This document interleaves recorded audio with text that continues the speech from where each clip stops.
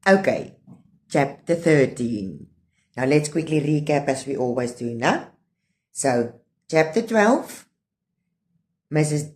Diana and Stefans broke the news that they are going to get married. They had a light meal, 'n ligte ete, né? By Tina hulle se maale. Sy het vir Tina gevra om die blomme meisie te wees, the flower girl, né? Tina hou baie van bruidegoed, né? Tina weet nou, Stefans is haar pa. En haar vermoede, né, is nou reg. Sy weet nou dis reg. In chapter 12 ended where Tina asked God, why am I brown? Hoekom is ek bruin? Now let's see what chapter 13 says. Page number 83, I think. Right. Die naweek op die plaas gaan sy weer draf by die N1. Gaan sy weer draf. By die N1 kom daar 'n motor om verby te kom, so sy kan verder draf op Engelsplaas. Daar kom 'n rooi kar uit die hittewalms op die teerpad tevoorskyn. Tina wag gelate dat dit moet stop. Sy het 'n gevoel van déjà vu. Now can you remember déjà vu in the beginning of the story, when she was waiting at the gate to go to Cape Town? Jacob and the red car. Did the same thing, stop there, né? So dis haar déjà vu coming back again. 'n Groot woord wat groot mens storieboek, en sy is geensins verbaas toe die kar by die afdraaipad stilhou nie. Maar dis nie Jakob wat uitklim nie. Dis Aunt Merlin, Jakob se ma. Nie dronk nie, net effens aangeklam tipsy, né? Sy het 'n flamboyante rooi en oranje rok aan met 'n geel-oranje kopdoek en afgesloofde means broken, sandale. Die bestuurder van die motor is 'n boervrou wat verder op die pad Hannover toe bly. Daar is 'n inkopiesak op die agterste sitplek en Tina kry die momentale geur, né, the flavor van eie voordat die deur toe gaan. Die boervrou kyk in haar triespieël, wag dat daar 'n groot vragmotor verbykom en toe trek sy versigtig weg. Tinaitjie, sê Aunt Merlin.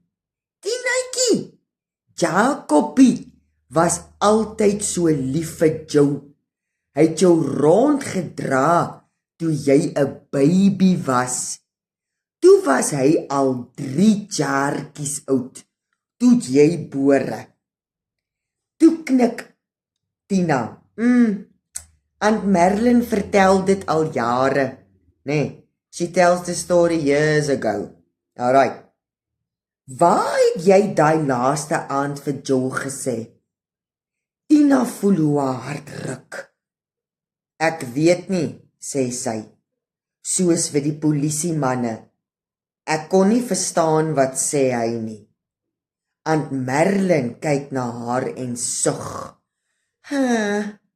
Partykeers was jy al ene wat kon verstaan wat hy praat. Hy het beterder geword daar by die sopkombuis, maar as hy moeg was, kon 'n mens hom nie mooi hoor nie. Tina staan verstorwe. Sy het lanklaas van Jakob gedroom.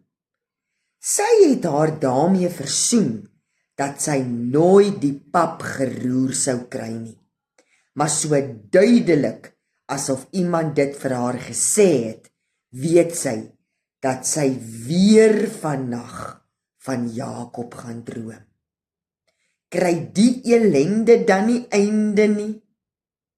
So Tina says, it's a very long time that I have dreamt about Jacob. But I've got a feeling tonight I'm going to dream about him again. No. Doesn't this stop? Okay, next page. Weet jy hoekom ek hom Jacob genoem het? Vra Aunt Merlin. Sy laat gaan sit op 'n klip, 'n paar tree met die grondpad na Coetzee rus. Tina staan onwillig nader, skud haar kop. So Aunt Merlin says, do you know why I call him Jacob? Tina says, Toe ek nou moet bore, toe vat hulle my by die hospitaal, en daar's net 'n mens by my, want die dokter is besig, net 'n nurse. Hy sê, hy sal net nou kom. Toe het die enetjie sommer skielik, en die nurse skree, sy skree, en skree, dokter, kom hier, kom kyk hier. En die dokter kom, en die ander nurse en die dokter sê, o, magtig, en hy vat die enetjie in die handdoek in. Ek skree, gee my kind. Maar die dokter sê, hy's klaar dood. So Jacob was maybe a deadborn, a stillborn. En hy loop met my kind uit my kamer uit. Ek skree, en die nurse vee my trane af, en sy sê, toe maar, dis vir die beste. Toe kom die dokter terug, en hy kyk my, en hy voel my, en hy sê, maar, hier staan nog ene, en toe bore nog ene.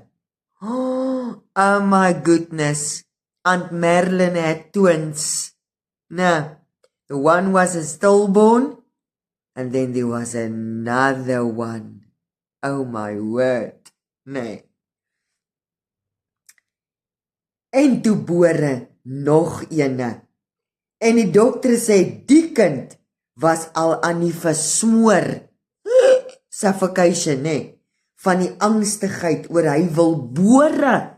En hulle maak hom skoon, en hulle laat hy drink aan my, en hulle laat vir my slap. En toe ek weer wakker is, toe sê ek wil die eerste ene sien, voor hulle hom bære. En die dokter sê, nee, dis maar beter, laat ek hom nie sien nie. Dit sal nie goed is nie. Ek moet vir die ander kind sorg. En die dokter sê, hy is 'n tweelings, net soos Esau en Jacob. En die oudste moet Esau is, en die tweede een moet Jacob is.